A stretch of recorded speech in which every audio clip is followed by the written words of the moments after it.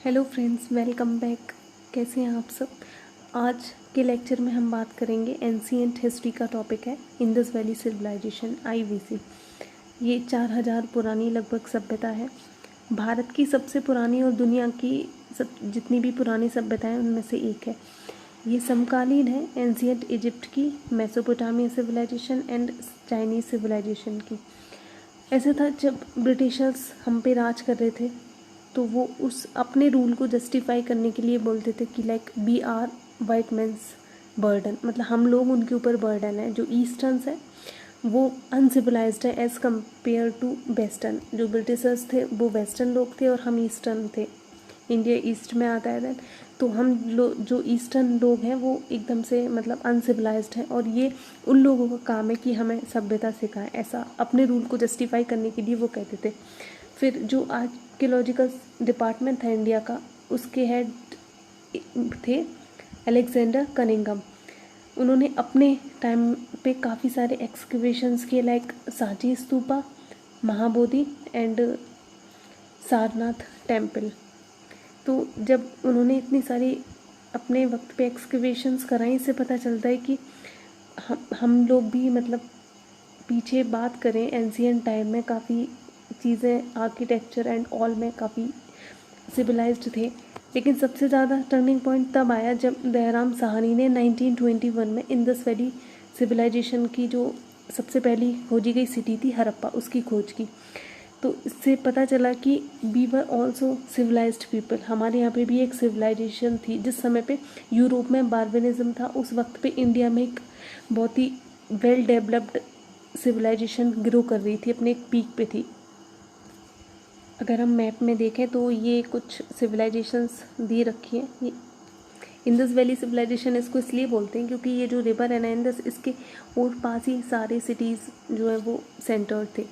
Like ये मांडा है, ये चेनाब रिवर जो है इंडस की ट्रिब्यूटरी, इसको हम नदर्न मोस्ट जो सेंटर था सिविलाइजेशन का वो था। This one is western most, ये मरकाना कोस्ट है ईरान का और अफ़गानिस्तान का बॉर्डर यहाँ पे।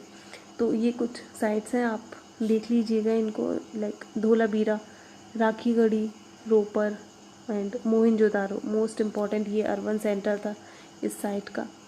तो इसीलिए इस इंडस रिवर के किनारे और पास ये सारे सिटी डेवलप थे। जैसे अगर आज के समय पे भी हम देखें in comparison to southern most India में नॉर्थ की साइड पे ज़्यादा पॉपुलेशन, वो इसलिए क्योंकि इधर वाटर की अवेलेबिलिटी है।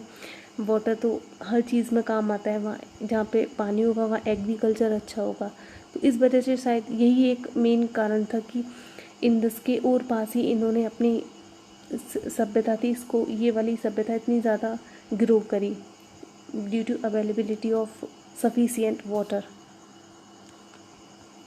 नेक्स्ट, एक्सकेवेशंस के टाइम पे हमें ये वाली सील्स मिली है, मतलब सारी साइट्स पे ये सील्स अवेलेबल थी। इन सील्स में ये एक स्टोन की बनी हुई होती थी जिसको हम बोलते थे स्टेटाइट, और साथ ही कुछ ऑर्नामेंट्स वगैरह भी मिले हैं, टूल्स, सील्स, स्टोन के ब्लेड्स एंड बीड्स। तो ये काफ़ी सारी चीज़ें एक्सकवेशंस में मिली। और इन सील्स की खासियत ये है कि एक तो आज तक डेसिफर्ड नहीं की गई है, जैसे लाइक इन पे कुछ साइंस बने हुए हैं जो उस समय के लोगों की लैंग्वेज होती होगी अपनी आपस में कन्वर्सेशन की या जो भी है। एंड एनिमल मोटिव्स, ये एनिमल्स की पिक्चर्स वगैरह बनी हुई हैं, लेकिन ये आज तक डेसिफर नहीं कर पाए हैं हम कि एक्चुअली वो लोग इन पे लिख के क्या कन्वे करना चाह रहे थे, क्या था। ये अनडेसिफर्ड है अभी तक भी। अभी देखो आने वाले टाइम में डेसिफर हो पाती हैं या नहीं। अच्छा, अभी हम जो बात कर रहे हैं ना वो 2600 से 1900 BC की बात कर रहे हैं। इसको मैच्योर हड़प्पन सिविलाइजेशन बोलते हैं हम। लेकिन इससे पहले थी लाइक अर्ली हड़प्पन सिविलाइजेशन, वहाँ पे वो थोड़ी इन कंपैरिजन इमैच्योर थी एंड उतनी ज़्यादा लार्ज बिल्डिंग्स भी नहीं थी। उनके क्राफ्ट्स, पॉटरी, सब कुछ अलग था। एंड अगर लेटर की बात करें या फिर मैच्योर हड़प्पन सिविलाइजेशन की बात करें तो वहाँ पे हमें उनकी एक्सकवेशन से पता चले हैं वो प्लांट भी खाते थे, एनिमल प्रोडक्ट्स लेते थे इंक्लूडिंग फ़िश का सेवन भी करते थे वो लोग, मछली का, तो मछली पालन भी करते ही होंगे। आर्कियोलॉजिस्ट ने ये भी पता किया है कि उनकी डाइटरी प्रैक्टिसेस कैसी थी, मतलब कि दूध के बने भोजन वो लिया करते थे, जले हुए अनाज और कुछ बीज भी हमें मिले हैं। हड़प्पा की जो साइट है वहाँ से हमें बाजरे के, गेहूं के, लेंटिल, चिकपी और सीसम ये सब प्राप्त हुआ है।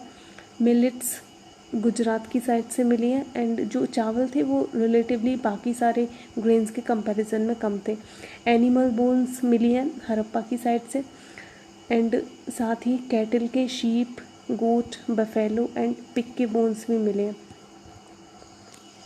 अच्छा, आर्कियोलॉजिस्ट ने पता किया है कि एनिमल डोमेस्टिकेशन भी था, मतलब कि जानवरों का पालन भी किया करते थे, और कुछ जंगली जानवर जो होते हैं जैसे कि वोर, डीर और घड़ियाल, इनकी भी हड्डियां मिली हैं हड़प्पा की साइड से। And bones of fish and fowls, ये जैसे कि फिश तो खाते ही थे, मैंने पहले भी बताया। एंड कुछ जुते हुए खेत भी मिले हैं, जिससे कि ये पता चलता है कि वो वहाँ पे एग्रीकल्चर हुआ करता था। टेराकोटा स्कल्पचर मिलता है एक बुल का, जिससे पता चलता है कि बुल को लोग जानते थे, शायद खेती में यूज़ होता होगा। एंड टेराकोटा का भी प्लग मिला है, प्लग मतलब जो खेत में जोतने के काम आता है। ये जो प्लाव मिला है ये मिला है चोलिस्तान और बनावली जो हरियाणा में आते हैं वहाँ से। और अगर जुते हुए खेतों की बात करें तो ये कालीबंगन जो साइट है राजस्थान में पड़ती है, वहाँ पे हमें जुते हुए खेत के एविडेंसेस मिले हैं। अच्छा, और जो खेत थे ना वो इस तरीके से जुते हुए थे कि लाइक राइट एंगल पे एक दूसरे को इस तरीके से। अब शायद ऐसा होता होगा कि वो एक समय पे में प्रोबेबली 2 क्रॉप उगाते हो, एक इस साइड एक इस साइड, इससे ये पता चलता है। And one more important thing is that कि कैनाल्स भी मिली है, लाइक सेमी एरिड रीजन है गुजरात वाला आज तो और भी ज़्यादा सैलिनिटी बढ़ गई है, कितना एरिड रीजन है। तो ऐसा था कि शायद कैनाल्स इसलिए बनाते थे कि जैसे यहाँ पे वो एग्रीकल्चर कर रहे हैं और रिवर से उनको पानी ले जाना है, ये रिवर, तो इसके लिए कैनाल्स बना रखी थी उन्होंने। एंड धोलावीरा में एक वाटर रिजर्वॉयर का एग्जाम्पल भी मिलता है, धोलावीरा इज़ इन गुजरात, तो वहाँ पे रिजर्व, तो आज इससे पता चलता है कि वाटर रिजर्वॉयर कितने पुराने हैं। हम आज तो देखते ही हैं खैर, लेकिन ये बहुत ही पुरानी चीज़ है जो हम आज तक यूज़ करते आ रहे हैं। अब अगर हम मोहनजोदड़ो की बात करें, जैसे कि हमने देखा फर्स्ट जो डिस्कवर साइट थी वो तो हड़प्पा थी, लेकिन जो सबसे बड़ा, सबसे ज़्यादा डेवलप्ड अर्बन सेंटर था, अर्बन सिटी था, वो मोहनजोदड़ो था। इसकी डिस्कवरी राखलदास बनर्जी और आर.डी. बनर्जी ने की थी जस्ट 1 साल बाद हड़प्पा डिस्कवर के 1922 में। ये वाला जो सेटलमेंट था वो 2 पार्ट्स में डिवाइड था। First one is higher one and second one is lower one. जो हायर वन था उसको हम बोलते थे सीटाडल, जो ऊंचाई पे था, एंड जो लोअर था वहाँ पे भी बिल्डिंग्स वगैरह थी कंस्ट्रक्टेड, एक प्लेटफॉर्म जो भी था उसको बोलते थे लोअर टाउन। इससे थोड़ा ये भी पता चलता है कि वहाँ पे भी लाइक डिफरेंसेस थे सोसाइटी में, मे बी जो लोग पैसे में या अच्छे होंगे वो अपर प्लेटफॉर्म पे रहते होंगे और कुछ नीचे रहते होंगे। लेकिन यहाँ का जो स्ट्रक्चर था ना, सारा सिटी जो प्लान था वो एकदम से बहुत ही डेवलप था। ऐसा नहीं था, इतने पुराने टाइम पे भी इतना सब कुछ स्ट्रक्चर्ड एंड प्लान्ड वे में। इसी से पता चलता है कि वो कितना अर्बनाइज्ड सिटी था कि वहाँ पे लेबर का मोबिलाइजेशन बहुत लार्ज स्केल पे होता था, डेली बेसिस पे भी। अगर हम सेटलमेंट की बात करें, जैसे मैंने बताया एकदम से प्लान था, सारी चीज़ें अकॉर्डिंगली इम्प्लीमेंट की गई थी। जो घर वगैरह बिल्डिंग्स बनी हुई थी वो एक मतलब ब्रिक्स, या तो वो सन ड्राइड होती थी या फिर उनको बेक भी किया जाता था, आग में पका के बनती थी। और उनका ना एक स्टैंडर्ड रेशियो होता था, लाइक जैसे आज भी हम देखते हैं ना कि हाइट और उसका हाइट कितनी है, मोटाई कितनी है, लाइक 2/4 रेशियो या 3/2 जो भी है, तो एक तरीके से प्रोपोर्शन में होता था, स्टैंडर्ड रेशियो होता था उसका ब्रिक्स का। टेढ़ी मेढ़ी ऐसी बिल्कुल भी नहीं थी। एंड और जो उसका अगर हम बात करें, नालियाँ, स्ट्रीट्स में नालियाँ बनी हुई थी, ग्रिड पैटर्न बहुत ही अच्छा था। इससे मतलब ग्रिड पैटर्न ये था कि जो स्ट्रीट थी उनमें घर की एक बॉल एक वॉल मतलब दीवार एटलीस्ट आती थी, जिससे कि जितना भी वेस्टेज का पानी होता है या फिर बारिश का जो भी पानी था वो सारा उस गली में बहे। ऐसा लगता था कि ग्रिड पैटर्न को देख के कि पहले स्ट्रीट्स को और जो नाले थे उनको डिज़ाइन किया गया है, बाद में वहाँ पे घरों का जो है वो कंस्ट्रक्शन हुआ हो। उस ग्रिड पैटर्न से ये पता लगता है। सब इतना प्लान्ड उस समय पे देखना, मतलब आज से लगभग 4000 साल पुराना, तो आप समझ ही सकते हैं। सी टर्टल, जैसे मैंने बताया कि जो अपर प्लेटफॉर्म था उसको हम सी टर्टल बोला करते थे। अच्छा, अगर हम डोमेस्टिक आर्किटेक्चर के बारे में बात करें, जैसे हम पहले ही बता चुके हैं, जो रेजिडेंशियल बिल्डिंग थी ना जहाँ पे लोग रहते थे, वो लोअर टाउन में सिचुएटेड थी। ऐसा था वहाँ पे कि बीच में तो कोर्टयार्ड हुआ करता था एंड उसके और पास रूम बने हुए हुआ करते थे। लाइक अभी एक सेकेंड वन, जैसे ये तो एक तरीके का कोर्टयार्ड हो गया। अब इसके चारों साइड ना रूम्स बने हुए थे। ये जो था, ये सारी एक्टिविटीज़ का ऐसा लगता था सेंटर पॉइंट था। खाना वगैरह बनना, जो भी बातें होना शायद यहीं पे हुआ करती होंगी। आज भी हम अपने इंडियन सीरियल डेली सोप्स में देखते हैं कि वैसे तो सब अपने अपने कमरों में होंगे, लेकिन जब भी कोई भी high voltage drama and all होना होगा तो सब घर के बीच के आंगन में, बीच का जो भी एरिया होगा, सारे आके वहीं पे करेंगे। जो भी लड़ाई झगड़ी डिस्कशन सब वहीं पे होने हैं। तो शायद ऐसा ही पहले टाइम में हुआ करता होगा। और कोई भी बिल्डिंग नहीं होती थी ग्राउंड लेवल पे।